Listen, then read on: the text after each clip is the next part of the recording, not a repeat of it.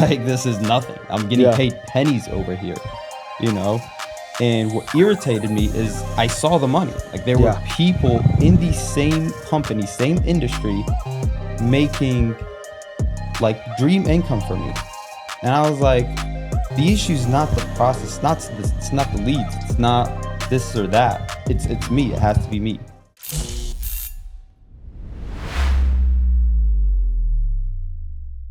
All right, guys, we got another episode of Adversity Kings. We've got special guest today. We got Saif, right? Yes, sir. Saif, and then how do I say Hayek? Saif Hayek. Saif Hayek. Let's go, brother. How you doing? Good. How are you, man? Good, man. Good, dude. It's so cool because, you know, we got introduced through the insurance space, through brand building, and then just kind of the services and company that I created 2 months ago through the brand that I established over the last 3 years and built more intentionally than I guess the last 6 years of brand creation I've put time, money, and energy into. But, you know, now I've established this great brand, this decent brand, this beginning of a brand, you know, and I'm kind of paving the way for others, especially in the insurance space. And we got connected. You're crushing it in the private health insurance space, right? Private health insurance space. Let's go, dog. Let's go. So how's your day going so far? Amazing, man. Can't complain. I just got back from the office. Let's go. Yeah. So, straight here. Grind to grind. Yeah. Yeah, bro. Let's go. You look good too. Got the Fendi on? Thank you, bro. Yeah, let's go. You, man. So let's start where I like to start. Just point of origin. Where were you born and raised? So I was born and raised here in Chicago, Illinois. I lived here for 7 years, and then I lived in the Middle East. I lived in Jordan for 2 years, moved back here, and then I spent 7 years in North Carolina. And then I came back here, and it's been 9 years since I'm back in the Chicagoland area. So where's that put you? 14, 16 plus 9. What are you, 25? 24. 24 years old? Yep. When's your birthday? May 27th.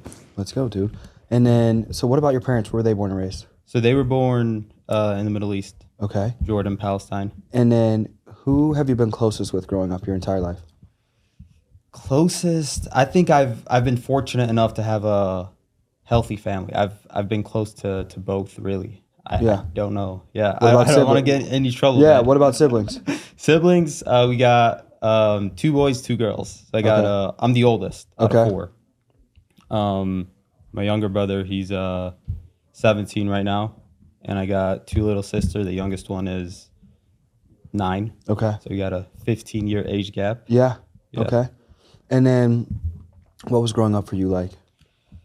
Growing up was tough, not family aspect, more just growth. Like, I've had trouble, you know, building friends. As soon as I get close to a group of friends, it's always, all right, we're moving to, you know, so-and-so. Even when we were in North Carolina, we moved from city to city, apartment to school, to this, to that, you know, so there's a lot of moving around, and it puts you outside of your comfort zone, which is, now I'm a proponent of putting yourself in uncomfortable situations, but when you're a child, that's the worst, you know, especially when you're trying to fit in and you're trying to be that, you know, the cool kid in the class, you know, well, now you got to start over every year or 2. Yeah. Right. So that was the toughest part for me, especially moving overseas. Right. You know, growing up, I spoke Arabic my first 2-3 years growing up until I got into like preschool. I started learning English. Once I got good at English, you know, well, guess what? Now you're moving to an Arab spoken nation. School's in Arabic, everything's in Arabic. Oh, look at this American kid, blah, blah, blah, blah, blah, blah, blah. Right? And I learned Arabic for 2 years and go back to the U.S. and, oh, look at this, you know, foreign dude, fob, can't speak any English, you know, has an accent, whatever, and you just gotta overcome it. Every year is like a new level almost. Yeah, absolutely. So what would you say, like, when you're going through middle school and high school, what would you say was kind of like some of the most pivotal, like, life-changing moments that kind of shaped you into the man that you are today? Honestly, man, the consistency of being uncomfortable. You know, it got to a point where I had to accept and love being uncomfortable. Yeah. And if you're not willing to be uncomfortable, you're not going to grow. You're just going to hide in your little comfort zone, and there's no room for growth. And I was forced into uncomfortable situations, whether it's, you know, school, after school activities, the city I grew up in, the neighborhood, whatever the case may be, it was just uncomfortable after uncomfortable. And once I got into high school, I was like an expert. Yeah. You know, I went to 2 schools. The first school, I was playing soccer. I was friends with all the guys, and then we moved back to Chicago, and again start over from scratch. And then I just get a bunch of friends immediately. Like I just got better at it. Yeah. But because I was in uncomfortable situations, I was the most awkward child growing up. Yeah. Now, as you're getting out of high school, did you go to college? Yeah, I went to college, but I'm not doing college anymore. I went to college just for healthcare administration. I was just doing it just to do it. I wanted to pursue pharmacy school, which I took prereqs to get into pharmacy school. I applied, I got accepted, and then I was doing like the finances and whatnot, and I was not putting myself in $300K worth of debt for something I was unsure about. Yeah. You know, I was So like, how long did you do college? I did college for 3 years. What were you doing for jobs during college? You're 18, 19, 20 years old. What was that? What did that life look like? I was in the healthcare industry. Okay. You know, I started off in a restaurant, a little busser. Yeah. And then I went on, I was like, hey, I'm going to try to get into my field, which was back then pharmacy. So I kept applying for pharmacy positions. I worked in a Walgreens pharmacy for 4 years. Afterwards, I moved on to... So from 20 to... Or from 18 to 22? 18 to 22. Okay. And then the end of 22 was like 3-4 months. I worked in the University of Chicago Medicine in Hyde Park. Okay. You know what that is. And yeah, that job just made me like, I was done. It was a standard 9 to 5. I was stuck in traffic every single morning, and I was just contemplating, you know, in traffic. I'm like, you know, you're wearing, you know, a little button up, you know, khaki pants, random shoes, and you're going to your job, and I'm looking around in traffic. I'm like, look, everybody else, the mediocre average life, and that just pissed me off to the point where I'm like, you know, I'm done. I'm just not gonna do this. And I had this marketing gig on the side that I was trying to do, e-commerce. And while I was doing it, I was like, you know, I'm gonna get a sales job. I don't care what it is. I want to sell something, because always had a desire to do entrepreneurship. And where do you think that came from? Independence. I've always had to just figure things out growing up in school. I was never a complainer. I would never, like, if I was the most lonely motherfucker in school, I would never go home and complain and cry and whatever. I just bottled it up. I'm not saying that's a good thing, right? But, you know, I was just like, that just made me more independent. And I was like, I need to do my own thing. And I was just, you know, I was like, I'd rather start from zero than start 300K in debt. Yeah. Did you see somebody like on social media? Like, what intrigued you to get into sales exactly? Like, most people don't think about sales until they have exposure to sales. It's usually social media. They see somebody, they mention sales. Somebody in person mentions sales. What led you to sales? To be honest, it kind of started just off Indeed, really. I was looking at jobs, and I had no degree, and either I'll be making like 34K a year, or I'll be making, you know, these sales ads where they're like, you know, you'll make between 75 and 150K. And I'm like, if I'll make 75K, I'm good. I'm 20 years old. Yeah. So I'll apply. And, you know, slowly but surely I started noticing, like, these are all sales jobs I'm getting.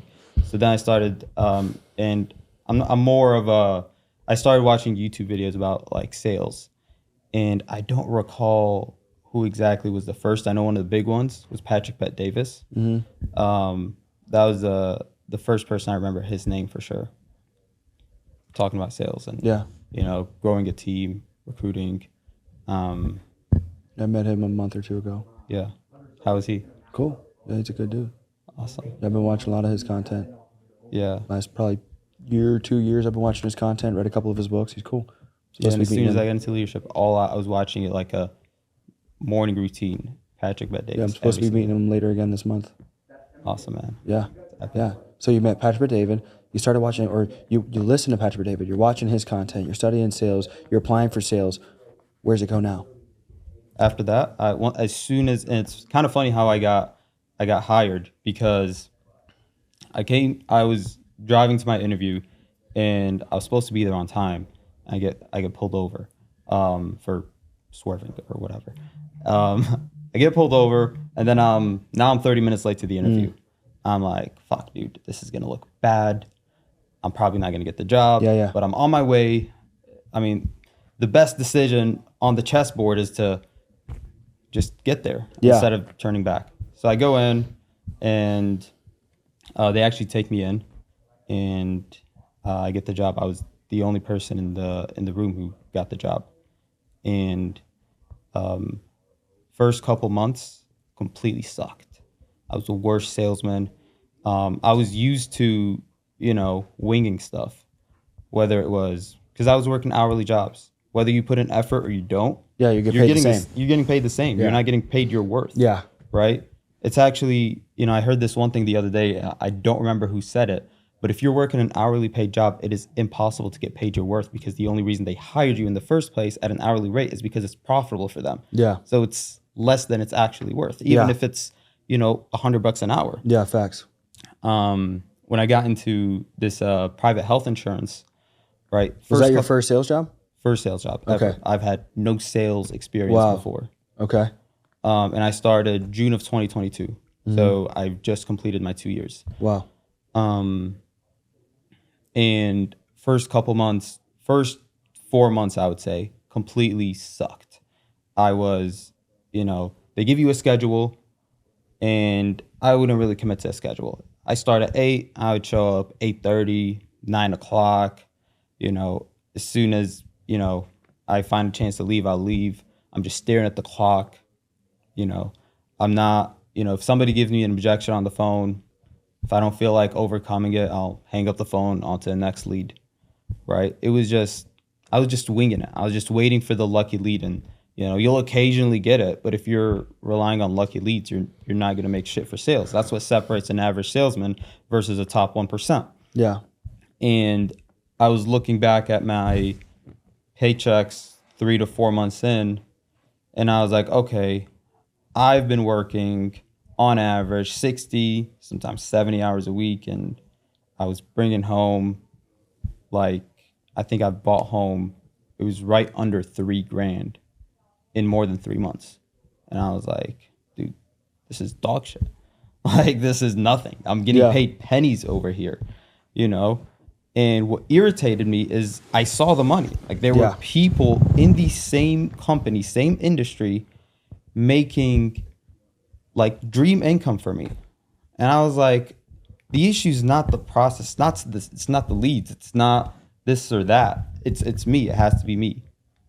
And it hit me the most when I worked like 60 or 70 hours, I forgot, but my paycheck was a zero. I put zero business on the board, and I gave myself a deadline. And I was like, because they give you these milestones as a newer agent to incentivize you. So it was a $250,000 milestones in annual volume worth of sales, which health insurance policies cost more than life insurance. So it's easier. I'm sure in life insurance, it's a lot harder to hit 250 in a quarter. Yeah. Right. Especially for a new agent. Yeah. But essentially, if you average it out, it's about, you're averaging 5 to 6 sales a week. So call it 1 sale a day when you're working. And I want to say 7 or 8 weeks in at that point. And I was at 65K, maybe. So I still had, like, I don't know, if you do the math, maybe like 70% left to go or more. And I gave myself a deadline. I'm like, if I don't hit the top milestone, I don't want to hit 100. I don't want to hit 200. I want to hit 250. Max it out. If I don't hit that, because I'm not in the industry to be like a mediocre producer. I want to be top 1% in something. I wasn't sure what I was good at. I was just trying to figure it out, So I gave it my all. I was coming in on time. I was watching trainings every single day. I was listening to my phone calls. I was tracking myself. And one of the things I would do is we have appointment sheets. And on the back of every appointment sheet, I had a big stuttering problem. I had a big issue with saying ums, uhs, pausing, being slow. And that's a turnoff for a brand new client. They want to work with an expert. They want to work with somebody who's confident. So every time I would stutter, it almost became like a conscious thing where I would put a tally mark. And I would notice Monday, let's call it 75 tally marks. Tuesday, I had 70. And I would gradually notice it slow down. And actively tracking myself is something that helped me actually grow while training and basically doing all the right things. Like the biggest difference for me, and a lot of people in my industry ask me, what clicked? What did you do? And it's not just, I can't give you my like secret sauce or the secret to my success. I was just doing all the wrong things and I can correct all of it. Like it was a mixture of coming early, staying later. It was a mixture of working with intention. If you're not working with intention, you're not going to go anywhere. But it was a mixture of all the right things at the same time. Listening to the right people is what the trigger for me was. And I was making like 50, 60K a week and eventually compiled into I finished at 281 or 279, something like that. In a quarter. That's amazing. Which ideally you want to be at $1 million. To give you an idea, in our private health insurance industry, the average agent across the country does 15K a week. 15K a week, if you multiply that by 52, you're looking at what, 700K? So my first quarter I was above average, and first year I finished at 1.4 million. Second year, 2.2, and this year's like, I hit my 4 million recently. Let's go, dude. Yeah. So why would people pick private health insurance over public health insurance? So it depends on your fit. Like private health insurance is good for self-employed individuals who are healthy. We look for healthy and wealthy is what we call them, right? Self-employed is a good thing, but you don't have to be self-employed to qualify for the plan. Essentially, you have to be healthy. And what they do is they group you up with other healthier individuals. So they give you discounts accordingly. It's kind of like car insurance. If you're a better driver, you get a better rate on your car insurance. It's not good for people who are flat out broke and are on like a state plan that's completely free, right? But if you compare it to the other options on the market that are public options, if you're healthy and you don't qualify for financial assistance through the government, private health insurance is the way to go. What are some benefits of private health insurance? First of all, you can customize your plan. We have different deductibles that you can pick from. You can pick all the way from, we have plans with a $0 deductible. We have plans with a $10,000 deductible, and we have a bunch of deductibles in between. You can pick what areas of your coverage you want to focus on. So it's really just addressing the client's needs, coverage situations, and putting them on the right fit. So like in life insurance, we have independent marketing organizations, which means they can represent multiple carriers. Mm-hmm. And you have captive organizations, which means you represent one carrier. Is it similar with private health insurance? Yeah. So we represent one company, one provider. Under that provider, there's like an umbrella of different policies that you can put the client under. And then are there like franchise owners? Are they franchise owners? Like, no. Like, can you build your own agency like underneath? Or everybody works for one big sales team? Everybody works for one big sales team, and the sales team is broken up into hierarchy. Yeah. So like, how do you get the top? Like, can you be like the top king? The CEO? So it's a that's CEO at the top. That's how it's structured? Yeah, it's a CEO. So like our company has different, like you can become your own franchise owner. Really? Yeah.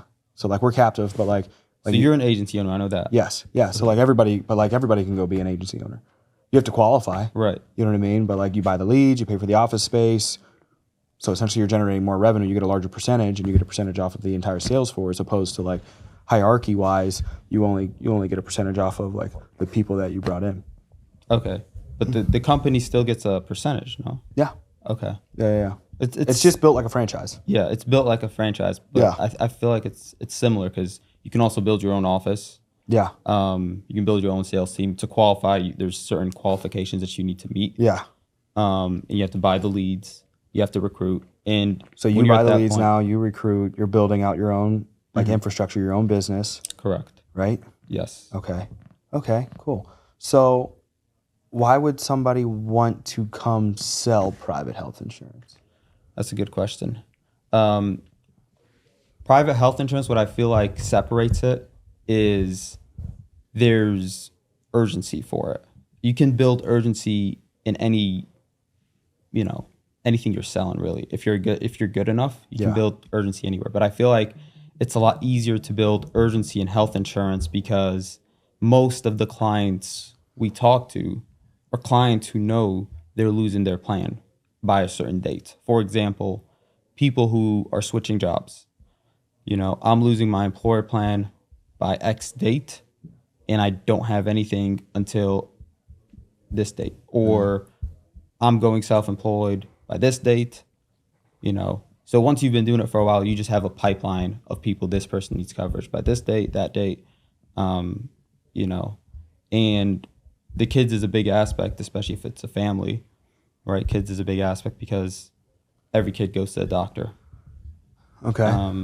Why would somebody sell specifically private health insurance? For me personally, I can't speak on everybody, but for me personally, what attracted me to private health insurance, I didn't really develop, first of all, it was my first sales organization, but I didn't really develop like a connection or anything until I started seeing results. And the results that were satisfying for me is your client has been on your book for, 3-4 months, and they give you a call back and like, thank you so much.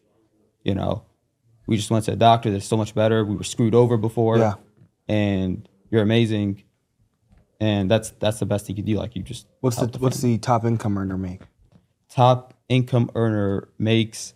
It was announced on our last leaders call, $30 million. 30 mil? That ain't bad. And they don't sell. They just run a big team. Yes. Right. Yes. How big's their team? My team. No. How big's their team? How big is their team? Yeah, the 30 mil. So like, last time I checked, in the 600s. 600s. Yeah. Now, what's the average policy size? Average policy size is $500 a month. $500 a month? Yeah. What's an agent make off that? Agent makes, depending on the supplements that they attach to the plan, let's say it's just average, average subs, nothing crazy. You're going to make between 900 to 1,000. Okay. Yeah. Good. And then is it residual too? Like they get a percentage of that for as long as it stays on? Exactly. Yeah. Okay. You get a percentage. If they say 20 years, you get a percentage every month for 20 years. If they stay on for a month, you get a percentage for a month. Okay. Which I really like that as well because it forces you in a position where your best interest is the client staying on your book as long as possible. Yeah. Because you make the most money. But not only that, the client is in a really good situation and they are really satisfied with their plan because they wouldn't have kept it this long if they're not. Yeah. They would have canceled. What don't you like? What do I not like? I sometimes, but this comes in waves. Sometimes I feel like I don't like the, the stress. But stress is good. Yeah. So I've been rewiring my brain to like everything about it. I can't point out one thing that I don't like. I can nitpick, but I don't know. It's almost like once you're really good at what you do, you almost have to be delusionally optimistic about it. Yeah. So that's my thing. I don't think there's anything that I just absolutely hate. Yeah. There's things that happen with every industry. Yeah. You hate getting an angry client, or you hate you hate the monotony, and but you gotta have, your brain has to be wired for it, or else you just work at McDonald's. It's stress free. Yeah. What's your goal for the future? Future in terms of Every aspect. Like, time frame. yeah, like where do you see yourself in the future in the next 5, 10 years? Like, what do you see yourself doing, making? Where do you see yourself living? What's it all look like? What's the ideal future look like 5, 10 years from now? 5, 10 years from now. So 10 years, probably have a family with kids. Yeah. 5 years, I want to have a car collection. I want to have a car collection. I want to What's run the a favorite car? favorite car. It fluctuates, but at the moment, has to be a AMG GT63 S E Performance. AMG GT63. Is that the one with the wing? Yes. Right? I think one of my guys has an AMG GT63. The yellow one? I don't know if you've seen it. I haven't seen it. It looks like a supercar Mercedes, right? Yeah, it looks like it's the four-door though. This is a 2-door. Yeah, no, that's not a E60. That's not a GT63. No?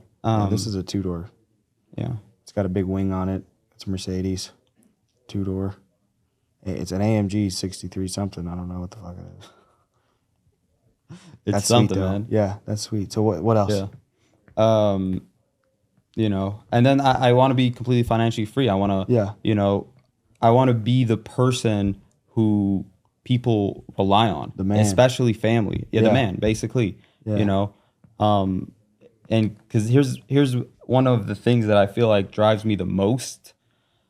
I've always been competitive. That's one thing, but I feel like where that stems from is I've seen my parents struggle. My parents came to a brand new country that they barely spoke the language in, and my dad was a cab driver for a certain amount of years, and then he worked in construction, and then he did another side job, and he was just fluctuating. He was unstable. We were living in 2-bedroom apartments growing up.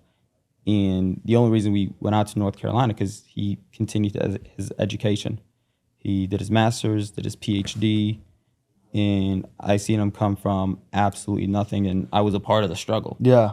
So What did he get his PhD in? Food science. Wow. Yeah. So what does he do now? The quality manager at a food inspection company. That's insane. Yeah. Sounds like the pursuit of happiness. I remember as a child just thinking like, man, if I can just be of support. Yeah. I was like 10, 12 years old. I can't do anything. Yeah. That's incredible. So I was just like, one day, it was always in the back of my mind, I'm going to buy them a house. Or it sounds kind of generic because I feel like everybody says the same stuff. But yeah. I don't think my goal in 5 years is anything special, except what's different about it is I'm on track to be there. Yeah. I'm a big proponent of if you're going to set a goal, you're going to need a plan. You're going to have to analyze your plan and track it and tweak it the closer you get to your goal. Because even if you don't hit your goal, you're going to be pretty fucking close. Yeah. And you're not going to be mad. Yeah, So, facts. most people set a goal and just go through it. Yeah. And then time's up and they're like, nah, all right, I'll set another goal. Yeah. No. So what would be your advice to like young people out there that are like hesitant to getting into sales and they don't know what they're doing with their lives? You know what I mean? They don't know if they want to pay for college, continue to pay for college, or even go to college, but they don't know about sales. So I've been there. And the first thing I would say is if you don't know what to do, don't get into debt. Yeah.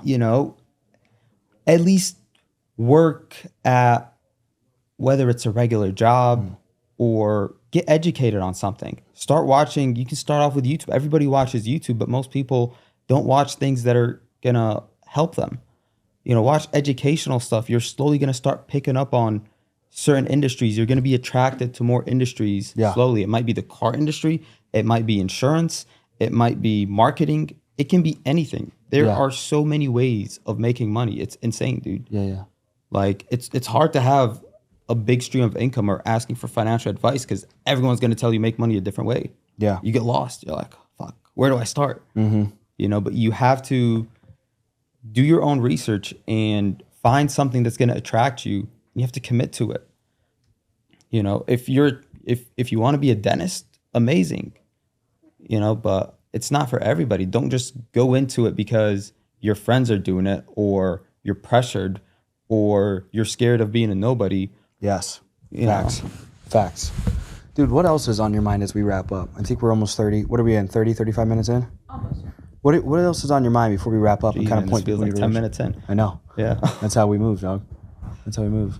What else, man? It's 300 hours of this. If you calculated out the average, Mm-hmm. it's about 300 hours I've done this. Sat right here, asked these questions in this format, and then you just kind of like sprout out into like the conversations we'll have randomly. You know what I mean? But 300 hours. Imagine 300 hours of doing the same thing over and over and over and over again. Well, you're good at it, dude. You ask questions that trigger responses. Yeah. They provoke thoughts. Yeah, but I've had some Yeah. where we just sit here and I'm like, you know what I mean? Then those beginning phases of like when you're first in sales and you get stumped because there's Yeah. that objection and you forget the rebuttal and you stutter, and it's like life is so beautiful because it's all the same. It's all process. And then what's crazy is like as much as we don't like the discomfort of something we're not familiar with, we need it. That's life. You know what I mean? Because when you familiarize yourself with life, that's where you find depression. That's where you find when the people are like, this is why people say money is the root of all evil, is because they see all these evil things that, you know, wealthy people will do, but it's magnified because they have exposure. But the only reason is because the dopamine in their minds becomes so overly sensitized, and it like they become so overly stimulated because there's nothing else for them to be like unfamiliar with. Unfamiliarity breeds curiosity, it breeds creativity, it breeds chaos, and all of these things trigger different emotions. So it's like I look at the process of everything. This, sales, where you're at, your next chapter. You realize you have another chapter. You know what I mean? It's like, you know, private health insurance is phenomenal, but it may not be your identity forever. Mm-hmm. You know what I mean? It may not be your identity forever. You might take this money and create your own business. Absolutely. You might run with this and take over this business. You might be the CEO. You know what I mean? Or you may be a loyal sales leader in the organization. $30 million a year is phenomenal. You know what I mean? It's like Yeah. 10 years of that is $300 million. You're going to be doing You're a set lot for of it. life. You're set for life. You know what I mean? So it's like, dude, but like life is special. It's precious when you realize everything is process. And for those that pray away, they pray away the, you know, I don't say they pray away the fear, but they pray away the adversity, and they don't realize if you pray away the adversity, you pray away your life. Because where you find something where there's no challenge and there's no obstacle, then now you find yourself no longer existing. Life is an obstacle. That's the beauty of life. You know, it's a journey. So it's like a People try to avoid obstacles. yeah, absolutely. And so it's like I wouldn't want it any other way. You know, I think about like this girl that I have in my life right now, and it's like everything about her is beautiful and precious and amazing, and she's so angelic. And it's like, dude, but like we've met in a period of our lives where like everything is like upside down. You know what I mean? It's like different, new chapter of life, a new page turning. And it's like I tell her all the time, like I wouldn't want it any other way. You know what I mean? I don't know if I would be, you know, as deeply in love or attracted to you if things weren't in this trajectory of, you know, lack of familiarity. It's like I need to know what you're like, what you need to know what I'm like in the midst of chaos. You know what I mean? That's how you build something legit. You know, especially a lot of young men out there, they just chase, you know, these empty relationships, and they have these empty mindsets, and they don't realize like every single second matters, every relationship matters, every breath you take matters. It all corresponds, it all aligns with one another. So it's, you know, hearing your story is phenomenal. You're going to crush it. You're going to do 10 times more than what you're doing now. And I don't know what that will be, but I know the trajectory that you're on just from hearing you and seeing you and working with you and the faith that you have in yourself. Yeah, I always measure somebody's faith by by how much they're willing to invest in themselves. When I spent 50 grand with Andy Elliott for an hour, I love throwing it out there. It's not a flex to others. Yeah. It's a flex to myself of how much I believe in myself, because I always want to lose more money than, and by lose, I more It's so not a mean loss. like disperse it more than the average individual is making in a year. So it's like, because I look at I look at the top 3 wealthiest men in the world probably once a week, and I'll look at their income, I'll look at what they're doing, but I look more so at like their habits and what's going out. So it's like, you know, Jeff Bezos has a yacht that is $25 million a year just in maintenance. You know what I mean? So it's like that's $2 million a month. So that would be in maintenance what your top income earner is making a year. That's his maintenance costs for his yacht, for one of his yachts. And his one yacht has a support yacht for his big yacht. You understand that? Yeah. His big yacht got a support yacht for his big yacht. And I'm just sitting here thinking like, dude, if people just realize, because people are like, dude, you're stupid, you spend too much, you invest too much. I was like, no, investing and spending and the relationships and the people that you select and where you put your time, your money, and your energy is a reflection of how you perceive yourself. I perceive myself as $1 billion man. So what good does it do me to sit on that 50,000? What good does it do me to sit on these thousands of dollars that I invest into mentorship, coaching, scaling, brand building? What good does it do me to not invest my time, my energy properly? You know what I mean? Like when I look at like how much of a simp I am when I fall in love. It's like, dude, like what good would it do me trying to be this egotistical maniac or megalomaniac as a man and say, oh, I'm not going to simp. And then it's like, no, I absolutely am. She's worth every second. You know what I mean? Every aspect of my life, all in. And I see that in you. You know what I mean? When you find something you're obsessed with and you love, you invest into it. And the biggest place you can find if somebody truly is going to love in life and excel is you measure how their self-love is. You look at their body, you look at their mind, their spirit, and then you look at their finances. They say you can tell where a man's heart is. Just look at where his money's going. You know? That's the biggest thing, dude. People are going to crush it. People are going to work with you. They're going to crush it. You're going to crush it regardless of, whatever you go through in life. I know you're going to crush it. So the last thing is if people want to get a hold of you, where do they reach out to you at? On my Instagram. I can even put my phone number here. Yes, please. But yeah, my Instagram is Saif, Saif, the number 1. Yeah. Hayek. Let's go. And do the phone number too. I did that with Andy Elliott. I've probably gotten 100 texts and I don't care. You know what I mean? Some are like people messing with me. Right. But I bet 89 of them, like 89% of it was like positive. People inquired for a job. I probably hired half. You know what I mean? I probably got 30 good hires, 30 decent hires just off that one podcast. And the average agent in insurance space, the average successful agent will do 100,000 in sales their first year. They'll make 100 grand. And then in a leadership perspective, you're essentially making, 10, 15,000 off that. So it's like, if you do the math off 30, if only 50% made it, and let's say even less, let's just say 30% made it, 10 of them made it, I doubled my money. Wow. You see what I'm saying? Yeah. Doubled my money, So it's like putting it into perspective. And not only did I double my money, but those people that were making, $10 an hour now have an opportunity to make millions of dollars, not just 100,000 a year. Yeah. So it puts it into perspective. Because people are like, oh, insurance, you're hiring, it's a scam. It's like, oh, all right, dog, you're a scam. You're confused about money. You're just one of those, bro. Yeah, you're one of those people. So, guys, make sure you hit up Saif. What's his phone number? 336-615-7261. Still that North Carolina area code. Let's go. North Carolina area code, private health insurance. I'm getting a policy in September because I have been writing out on my mom's policy. I found a loophole. I don't know if I can share that. I found a loophole in the system. You can stay on until you're 26 or something. Oh, yeah. Right? Yeah, you can stay on until you're 26. So I'm healthy, wealthy, and my ass is so crazy. I'll probably try to buy some type of crazy policy. I'm going to give me the stem cell policy. You know what I mean?